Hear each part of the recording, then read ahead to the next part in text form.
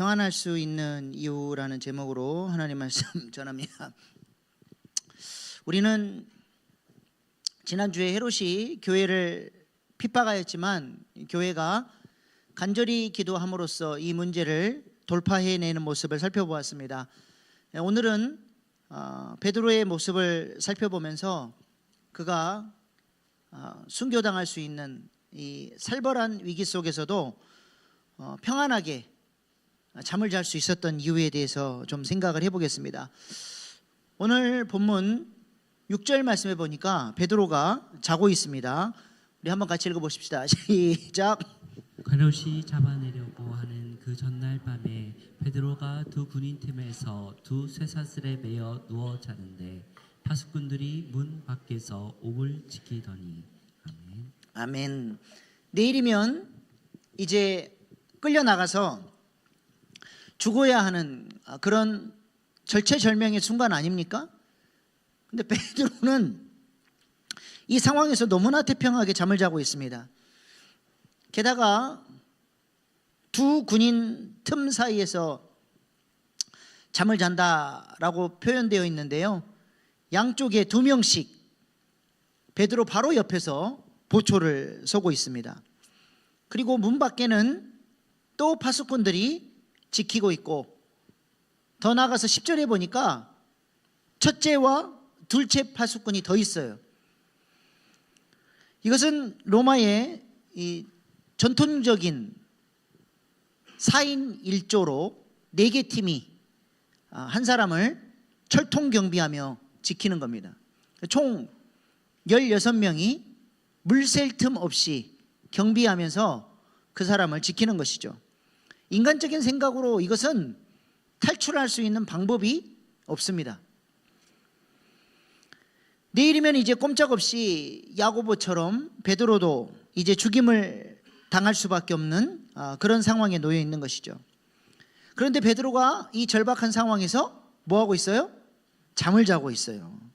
편안한 침대도 아니고 쇠사슬에 매여서 내일이면 죽을 사람이 얼마나 평안하게 깊은 잠을 자는지 오늘 본문 7절에 보니까 천사가 깨워도 안 일어나요. 그러니까 옆구리를 쳐버려요.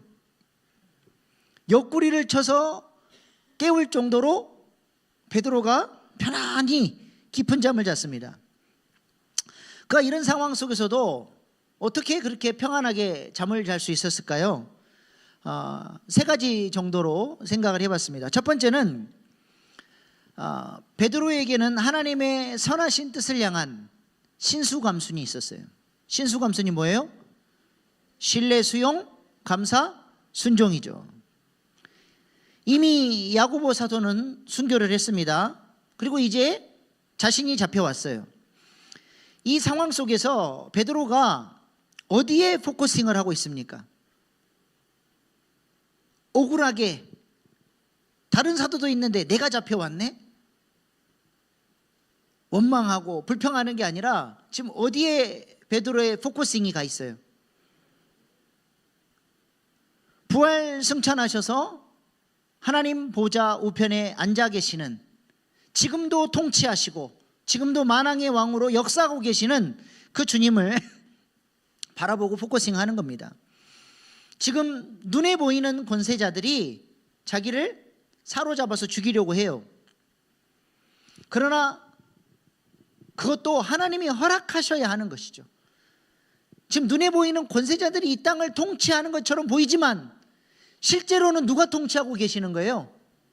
살아계셔서 지금도 하나님 보좌 우편에 앉으셔서 하나님 주신 권세로, 성령으로 이 땅을 통치하고 계시는 우리 주님이 통치하고 계신다는 사실을 베드로는 포커싱하고 있는 것입니다.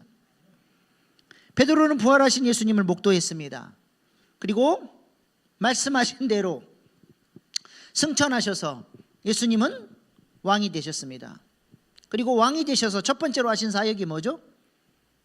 약속하신 대로 성령을 보내주셨습니다. 그리고 교회를 세워주신 것이죠. 지금까지 베드로는 만왕의 왕이신 예수님의 통치 아래 보내주신 성령의 능력을 따라서 순종하며 교회를 세우고 잃어버린 영혼들을 얻고 그렇게 하나님 나라를 이루는 사역을 해왔어요. 진짜 왕이 누구냐? 우리 예수님. 지금도 우리를 통치하시는 그분이 왕이시라는 사실을 자신의 사역 속에서 끊임없이 경험하며 살았습니다. 이 주님이 세우시는 나라를 위해서 내가 뭘로 부름받은 거예요? 개국 공신으로 부름받은 거예요. 나 같은 존재를 배운 것도 없고 그냥 물고기나 잡던 나를 하나님의 놀라운 사랑으로 선택해 주시고 영광스러운 사역을 위해서 불러주셔서 이제는 사람 낚는 어부가 되도록 나를 불러주셨다라고 하는 이 감격이 베드로에게 있습니다. 그래서 예수님 때문에 고초를 당하고 채찍에 맞았을 때 어떻게 했어요? 기뻐했어요. 세상에 나 같은 존재가 예수님을 대신해서 이 사역을 감당하고 또 예수님의 이 고난에 동참할 수 있는 이런 영광스러운 개국공신으로 나를 불러주시다니, 오히려 고난 당하면 당할수록 기뻐하고 즐거워했다는 것입니다. 지난주 어떤 영상을 제가 유튜브에서 잠깐 봤는데요, 제가 좋아하는 유튜버가 아니에요. 나는 왜 저 사람이 저렇게 사나, 근데 어떻게 그냥 뭐 이렇게 쓱 지나가는 거에서 왔는데 잠깐 나오는데 그 무슨 방송에 나와서 하는 이야기를 봤어요. 정치적 이념 때문에 유튜브를 하는데 상대 진영에서 자신을 얼마나 고소고발을 많이 해버렸는지 벌금도 정말 많이 냈고 전과가 10범이 넘어갔고 지금도 기소가 돼서 재판에 넘겨진다는 것입니다. 그런데 이 유튜버가 뭐라 그러냐면 이것이 자신의 훈장이래요. 진리도 아니고 이념이에요, 이념. 그 이념 때문에 고초를 당하고 전과가 늘어나는데 그걸 뭐라고 여긴다고요? 훈장이래요, 훈장. 괜찮대. 진리가 아닌 신념의 문제를 위해서도 고난받는 것을 훈장으로 여긴다면 영원한 하나님 나라의 개국공신으로 예수님의 대행자로 부름받았다는 사실이 얼마나 더 놀라운 훈장입니까? 얼마나 놀라운 부르심입니까? 베드로에게 바로 이런 믿음이 있었던 것이죠. 우리 주님이 지금도 통치하시고 이 모든 상황을 다 보고 계시고 주관하고 계시고 선한 뜻이 있기에 자기가 잡혀왔다는 거예요. 순교하는 것도 하나님의 뜻, 할렐루야. 하나님이 풀어주시는 것도 하나님의 뜻이에요. 자기가 죽고 사는 문제는 누구의 영역이에요? 내 영역이에요? 내 생각대로 하나님이 역사하셔야 돼요? 내가 기도하면 하나님이 막 그 자리에서 바로 풀어주고 나는 살아나야 돼요? 누구 영역이에요? 하나님의 영역이에요. 하나님의 영역. 하나님의 영역은 하나님께 맡기고 내 영역은, 내가 해야 될 영역은 뭐예요? 신수감순이에요. 하나님의 선하신 뜻을 그러함에도 불구하고 신뢰하고 수용하고 감사하고 순종하는 거예요. 이건 내가 해야 될 영역. 베드로가 이게 딱 되는 거예요. 이거는 하나님의 영역. 나의 죽고 사는 문제는 하나님이 알아서 하실 영역. 이래도 좋고 저래도 좋은 거예요. 하나님의 뜻 안에 있는 거예요. 내가 지금 해야 될 영역은 뭐예요? 아니 왜 내가 지금 해야 될 일이 얼마나 많고 앞으로 해야 될 사역이 얼마나 많고 내가 교회를 위해서 지금까지 이렇게 헌신해 왔는데 나를 이렇게 죽여버려? 하나님 살아계신 거 맞아요? 살려달라고 그렇게 기도했는데 내 기도를 안 들어줘? 하나님 당신 살아있는 거 맞아? 이게 아니라니까요. 신수감수. 내 마음 하나님 뜻 안에서 지켜가는 거예요. 얼마나 그 마음이 평안한지, 그 살벌한 상황 속에서도 천사가 옆구리를 쳐서 깨울 정도로 깊은 잠을 자고 있다는 것입니다. 우리에게도 이런 믿음이 있기를 소망합니다. 우리는 오지랖이 너무 넓어서 하나님의 영역까지 넘어가서 내가 근심하고 걱정하고 스트레스 받고 열받고 뚜껑 열리고 그렇게 살아요. 하나님의 영역은 누구에게 맡기라고요? 하나님께 맡기면 돼요. 내가 해야 될 영역은 날마다 신수감순으로 우리가 지켜야 될 마음을 잘 지키고 마음을 관리하면서 주님 뜻에 순종하며 살아갈 수 있기를 소망합니다. 두 번째로 베드로가 이렇게 평안할 수 있었던 이유는 베드로에게는 부활 신앙이 있었어요. 종말론적 시각이 그에게 있었기 때문에 잠을 잘 수 없는 그 살벌한 상황 속에서도 평안할 수 있었습니다. 부활하신 예수님을 베드로는 만났어요. 이 땅의 삶이 전부가 아니라 영원한 세계가 있음을 분명히 알고 믿는 사람이었다는 것입니다. 헤롯이 야고보를 죽였던 것처럼 자신도 죽을 수 있죠. 그러나 헤롯이 자신의 육신을 죽였다고 해서 자기가 완전히 죽어버린 게 아니에요. 육신의 죽음일 뿐이지 죽고 난 이후에 더 영광스럽고 우리 주님과 함께 영원 무궁토록 살아갈 영원한 세계가 있다는 사실을 보는 눈이 베드로에게 있었다는 겁니다. 그러니까 죽음이 하나도 안 두려워요. 순교의 영광의 반열에 오를 수 있는 것, 얼마나 놀라운 은혜입니까? 내일 이 땅에서의 삶이 끝나지만 그것이 끝이 아니라 나에게는 영광스러운 구원, 영광의 구원이 지금 기다리고 있는 거예요. 바울도 이런 믿음이 있었던 사람 아닙니까? 그러니까 빌립보서 1장 13절 24절에 뭐라고 고백합니까? 우리 같이 한번 고백하십시다. 읽어보십시다. 빌립보서 1장 13절 24절 시작. 내가 그 둘 사이에 끼었으니 차라리 세상을 떠나서 그리스도와 함께 있는 것이 훨씬 더 좋은 일이라. 그렇게 하고 싶으나 내가 육신으로 있는 것이 너희를 위하여 더 유익하리라. 아멘. 바울의 소원은 뭐예요? 나 빨리 주님 곁에 빨리 가고 싶은 거예요. 나 주님과 함께 살고 싶어. 저 영원한 천국이 너무 그리워. 하루라도 빨리 주님이 나를 불러주셨으면 좋겠어. 근데 내가 지금 이 땅에 육신으로 있는 이유는 뭐예요?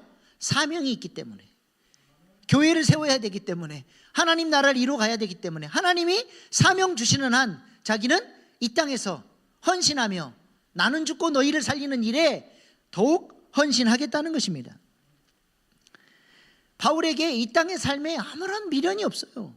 뭐 이 땅에서 뭔 재산을 더 많이 얻어야 되고 내가 더 편안하게 살아야 되고 뭐 세상적인 어떤 욕망을 이뤄야 되고 그런 마음이 하나도 없어요. 오로지 그의 소원은 그리스도가 존귀케 되는 메갈리노, 내 마음이 계속해서 그리스도의 지배 아래서 더욱더 주님을 향해서 자라가고 나의 선한 영향력이 흘러서 교회를 살리고 열방 땅끝까지 이르러 이 예수 그리스도가 존귀케 되어지는 일이 사도 바울의 유일한 소망이었던 것이죠. 사명만 아니라면 지금이라도 떠나고 싶다는 겁니다. 어떻게 이룰 수 있습니까? 어떻게 이룰 수 있어요? 죽음 이후에 영원한 세계, 그 천국을 바라보는 종말론적 시각을 갖고 있기 때문에 그렇습니다. 이번에 복음기초 과정을 하면서 우리 교회에 등록하신 한 성도님의 간증을 듣고 제가 큰 은혜를 받았습니다. 이분은 24살 때 직장 생활을 하다가 휴가를 받아서 장애인을 돕는 봉사 활동을 가셨습니다. 저 멀리 서울에서 전라도 시골까지 내려가서 봉사 활동을 했는데요. 29살 된 청년 전신마비 환자를 돌보게 되었습니다. 이렇게 봉사 활동을 장애인 단체를 통해서 이렇게 하려고 했던 것은 그들에게 혹시라도 복음을 전할 수 있는 기회가 있을까 봐 복음을 전하려고 하는 목적을 가지고 봉사 활동에 참여한 것이죠. 그렇게 3일 동안 열심히 봉사하면서 그 전신마비 환자에게 예수님을 전하고 영접할 수 있도록 도왔습니다. 그랬더니 이 29살 된 청년 전신마비 환자가 당신이 전하는 예수를 믿을 테니까 평생 내 옆에서 나를 돌봐줄 수 없겠느냐라고 요청을 했습니다. 내가 예수님을 믿는다. 당신이 믿는 하나님께 맹세해달라. 내 자신을 평생 책임져 달라. 그렇게 붙들었다는 겁니다. 이 여자를 놓치면 안 되겠다는 이 절박한 심정으로 그렇게 여자를 붙든 것이죠. 처음에는 당황도 되고 마음이 어려워서 그냥 기도해 보십시다 라고 얼머부렸습니다.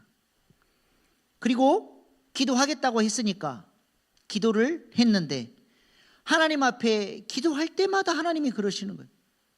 애야, 제자들은 배와 그물을 버려두고 나를 쫓았다. 이 땅의 삶이 전부가 아니다. 이 땅의 삶은 안개와 같다. 금방 끝난다. 영원한 삶을 위해서 네가 한 영혼을 책임져 주면 안 되겠니? 계속 그 말씀을 하시는 거예요. 그래서 하나님 말씀 앞에 자신을 꺾었어요. 네, 주님. 이 땅의 삶이 전부가 아니잖아요. 이 땅의 삶이 안개와 같은데 저는 영원한 세계의 가치를 붙들겠습니다. 그리고 하나님이 섬기라고 하신 이 한 영혼을 제가 구원하고 섬기겠습니다. 결단하고는 그 길로 서울에 올라가서 직장 정리하고 짐 싸서 시골로 내려와서 그때부터 50년을 넘게 남편을 한결같이 섬기고 있습니다. 너무 가난한 집안이었기 때문에 일을 하면서 남편을 돌봐야 했는데 그 고생은 이루 말할 수 없는 고생이었습니다. 그런데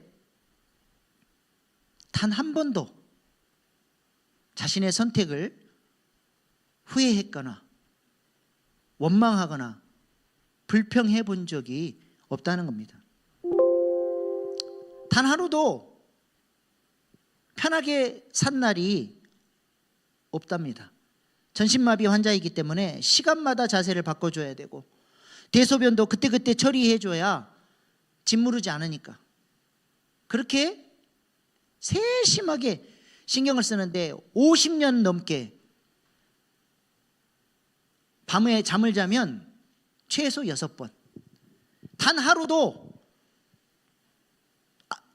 저녁에 피곤해서 누우면 아침에 눈을 떠본 적이 없는 잠을 자면 최소 6번은 일어나서 남편을 돌아봐 줘야 돼요. 교회도 예배만 드리고 금방 달려가서 또 남편을 돌봐야 됩니다. 그런데 50년 넘게 남편을 돌보면서 단 한 번도 후회를 하거나 힘들다는 생각을 해본 적이 없다는 것이죠.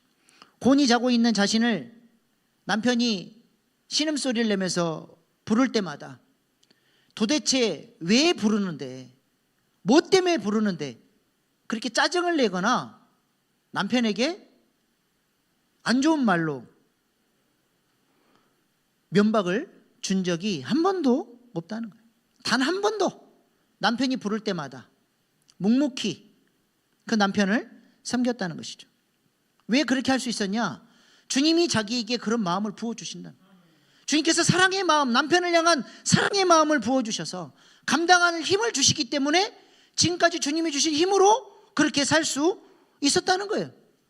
단 한 영혼을 위해서, 그 영혼의 구원을 위해서 일평생 헌신하며 살아가는 이 성도님의 삶 자체가 예배 아닙니까? 저는 그분에게 그랬어요. 삶으로 예배 드리고 계시는 거라고. 남편을 주님 섬기듯 섬겨서 지금 그 50년이 넘는 세월 동안 성도님은 하나님을 예배하며 하나님과 동행하며 사신 거라고. 하나님께서 이분의 섬김을 기쁘게 받으시리라 믿습니다. 근데 이분에게 욕심이 하나 있더라고요. 욕심이 하나도 없게 생겼는데 욕심이 하나 있어. 그게 뭔지 아세요? 하나님이 주실 상급이에요. 그 욕심이 대단합니다. 하나님이 말씀하신 대로 하나님이 주신 사랑의 능력을 따라서 하나님이 주신 사명을 감당하고 살았으니 하나님께서 주실 상급이 있을 것을 소망 중에 바라보고 있는 거예요. 욕심내야 할 것을 욕심낼 수 있는 진짜 지혜로운 인생인 거예요. 그래서 누군가가 대단하다고 어떻게 그렇게 남편을 섬길 수 있냐고 하면 손살이 아유 그런 거 아니라고 그런 말씀 하지 마시라고. 왜 그런 줄 아세요? 물어봤어요. 왜 그러세요? 그랬더니 내가 여기서 잘한다고 사람들이 박수 쳐주고 영광 받아버리면 내가 주님 앞에 갔을 때 받을 게 없을 것 같아요. 그런 말 하지 마죠. 철저하게 종말론적 시각을 가지고 하나님께서 주실 상급을 바라보고 사시더라고요. 대단한 믿음 아닙니까? 여러분은 하나님이 주실 상급 바라보고 사세요? 그걸 의식하고 사십니까? 믿음의 조상들이 바로 이런 믿음을 가지고 살았죠. 히브리서 11장 6절 말씀 같이 한번 읽어보십시다. 시작. 믿음이 없이는 하나님을 기쁘시게 하지 못하나니 하나님께 나아가는 자는 반드시 그가 계신 것과 또한 그가 자기를 찾는 자들에게 상 주시는 이심을 믿어야 할지니라. 아멘. 하나님께서 지금도 살아계셔서 우리를 통치하고 계시고 그렇게 주님 뜻대로 살아가는 자들에게 상 주시는 분이라는 거예요. 상 주시는 분. 우리에게도 이런 믿음이 있을 수 있기를 소망합니다. 믿음의 조상들은 이 땅의 가치를 내려놓고 영원한 세계의 가치를 붙들고 이 땅의 자원들을 가지고 영원한 세계를 위해서 준비하며 살았다는 거예요. 이런 사람들이 영원한 세계를 준비하는 사람들이 지혜로운 자들이라는 것이죠. 뱃속의 아기가 엄마 뱃속에서 10달 동안 잘 준비되어야 돼요. 그러면 또 다른 세계가 열렸을 때 이 땅에서 7, 80년을 건강하게 살 수 있는 거예요. 이 7, 80년, 이 땅에서의 7, 80년의 건강한 삶이 어디서 결정이 돼버려요? 10달이라고 하는 엄마 뱃속에서 결정이 돼버려요. 이 땅의 삶도 마찬가지입니다. 영원한 세계가 있어요. 영원한 세계의 삶이 어디서 결정돼버려요? 이 땅에서의 삶으로 결정이 돼버린다니까요. 종말론적인 시각을 가지고 우리가 주님 앞에 섰을 때 내어놓을 것이 있는 인생을 살아야 돼요. 무엇을 위해서 사십니까? 그것을 볼 수 있는 것이 진짜 믿음이고 이것이 진짜 지혜로운 인생이라는 거예요. 우리가 정말 사도 요한처럼 마라나타, 아멘 주 예수여 어서 오십시오 라고 기도할 수 있습니까? 오늘 밤에 주님이 오신다고 하면 여러분은 두 팔 벌려서 아멘 주 예수여 어서 오시옵소서 내가 이때를 기다리고 있었습니다 라고 고백할 수 있나요? 아유 주님 조금만 더 기회를 주십시오. 제가 죽도록 벌어서 쌓아놓은 재산 써보지도 못했고 주님을 위해서 이제 좀 해보려고 하는데 벌써 오십니까? 주님 맞을 준비가 되셨나요? 오늘은 안 됩니다. 조금만 연기해 주세요.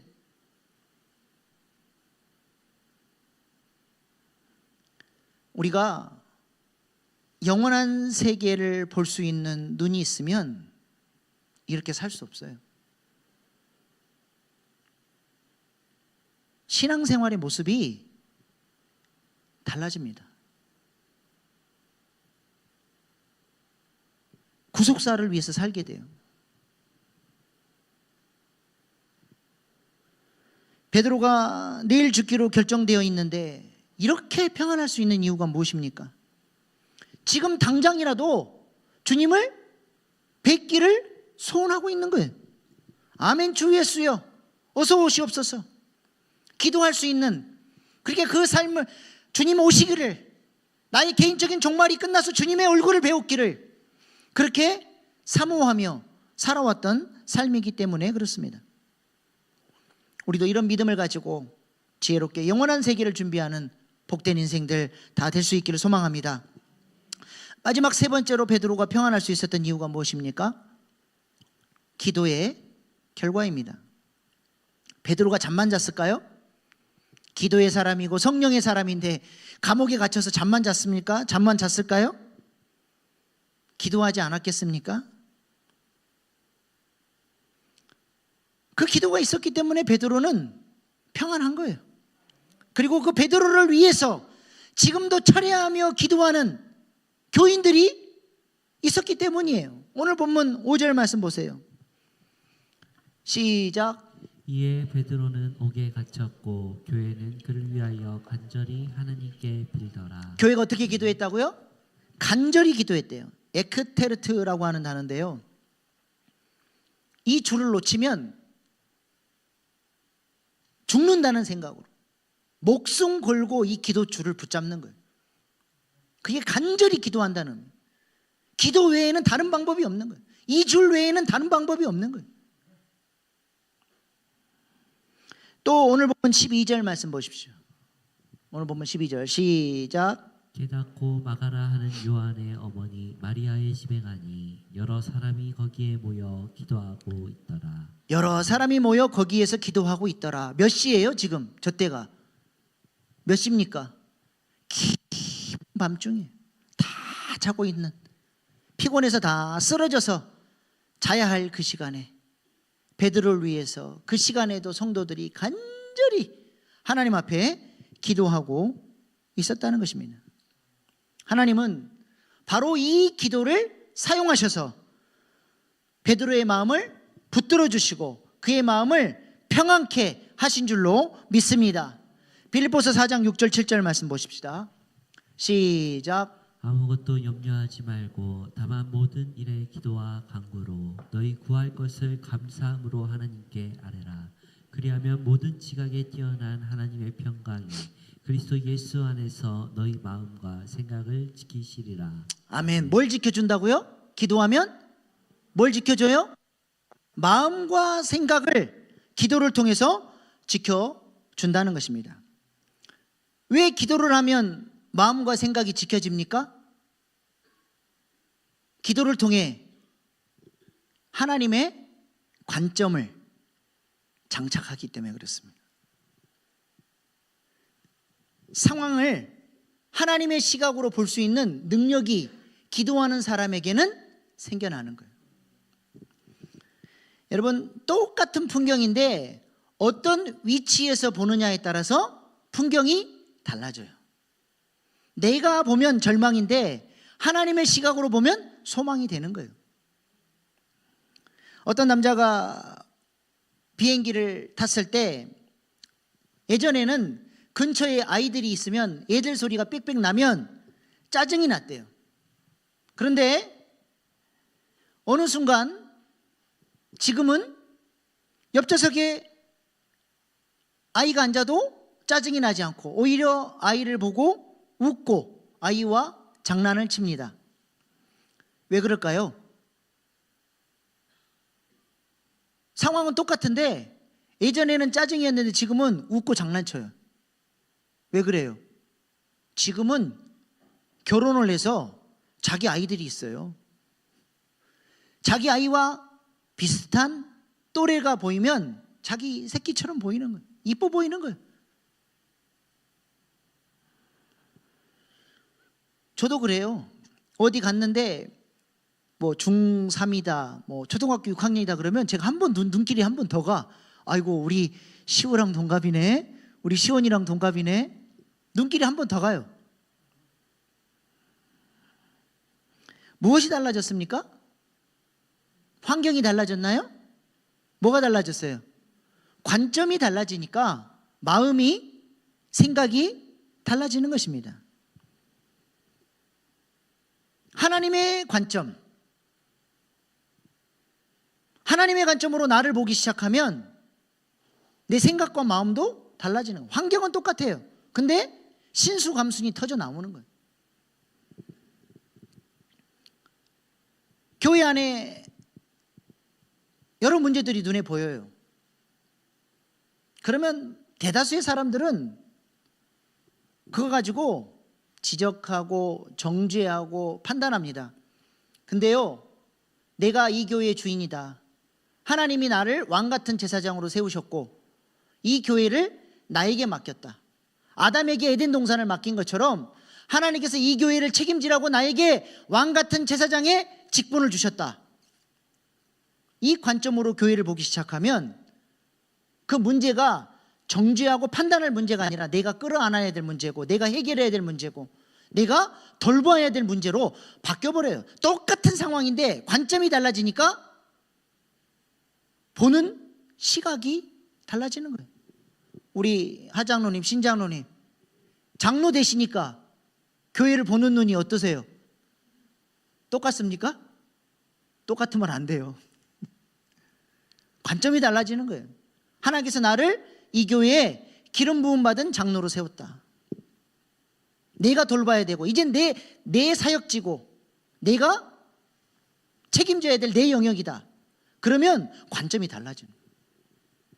교인들이 이뻐 보이고 내가 사랑해야 될 사람이고 내가 품어야 될 사람이고 관점이 달라지는 거예요. 내가 누구냐? 나를 바라보는 관점이 중요합니다. 하나님이 보시는 나, 그 올바른 자아상이 있으면 상황을 보는 눈이 달라지는 것이죠. 베드로가 위기 상황에서도 평안할 수 있었던 이유가 무엇입니까? 하나님의 눈으로 그 상황을 바라보는 믿음의 관점이 있었기 때문인 줄로 믿습니다. 이 관점이 무엇으로부터 비롯됐나요? 기도를 통해서, 기도의 응답으로, 기도의 결과로 관점이 달라진 거예요. 오늘 이 밤에도 우리가 하나님의 관점을 장착할 수 있는 이 밤 되기를 소망합니다. 환경이 변화되지 않아도 내가 관점이 달라지면, 하나님이 보시는 그 정체성이 나의 자아상으로 믿어지면, 불평이 감사로, 원망이 사랑으로, 완전히 다른 시각으로 접근하는 거예요. 우리에게 이런 믿음이 있어야 될 줄로 믿습니다. 아이가, 기어다니는 아이가 걷기까지 몇 번 넘어진다고요? 8,000번 넘어요. 8,000번. 그게 실패가 아니에요. 한 10번, 100번 넘어져 놓고 아이가 내 인생 끝났네, 이렇게 많은 실패를 하는 사람이 어디 있어? 난 못 걸어. 그런 애 봤습니까? 넘어져도 또 일어나고 넘어져도 또 일어나고. 실패가 아니에요. 한 번의 소중한 경험이지. 과학자들은 자신의 실험을 실패라고 보지 않습니다. 에디슨이 전구를 개발하기까지 몇 번 실패했나요? 뭐 기록마다 다르더라고. 한 10,000번 실패했을 거예요. 10,000번. 근데 그걸 실패라고 말하지 않아요. 뭐라 그래요? 실험이라 그래. 실험. 관점이 달라요. 관점이.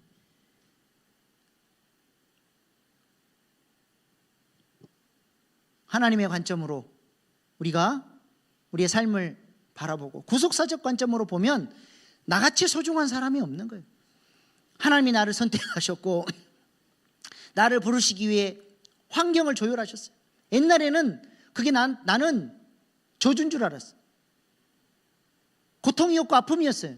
근데 구속사적 시각으로 보니까 하나님이 나를 부르시기 위해서 일부러 만들어 놓으신 환경이라는 사실이 고백되는 거예요. 그리고 나를 하나님께로 가까이 이끌기 위해서 내 인생 가운데 배열하신 목자들이 있는 거예요. 아, 하나님께서 이 사람들을 이렇게 붙여주셨구나.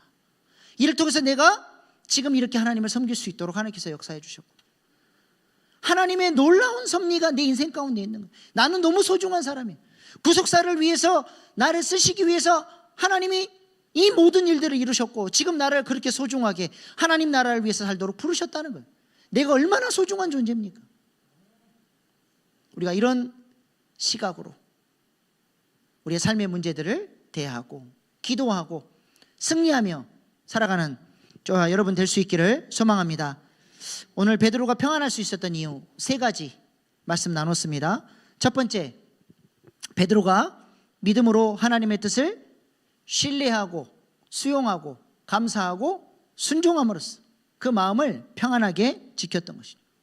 두 번째로 부활신앙, 종말론적 시각이 있었기 때문에 죽음이 두렵지 않았던 거예요. 세 번째, 기도를 통해서 하나님의 관점을 가지니까 이 문제가 아무것도 아닌 거예요. 하나님의 관점으로 이 문제를 보니까 평안할 수 있었다는 것입니다. 우리도 어떤 상황 속에서도 우리 마음을 지키며 평안한 가운데 하나님의 뜻을 따라 살아가는 복된 하나님의 사람들 다 될 수 있기를 소망합니다. 기도하겠습니다.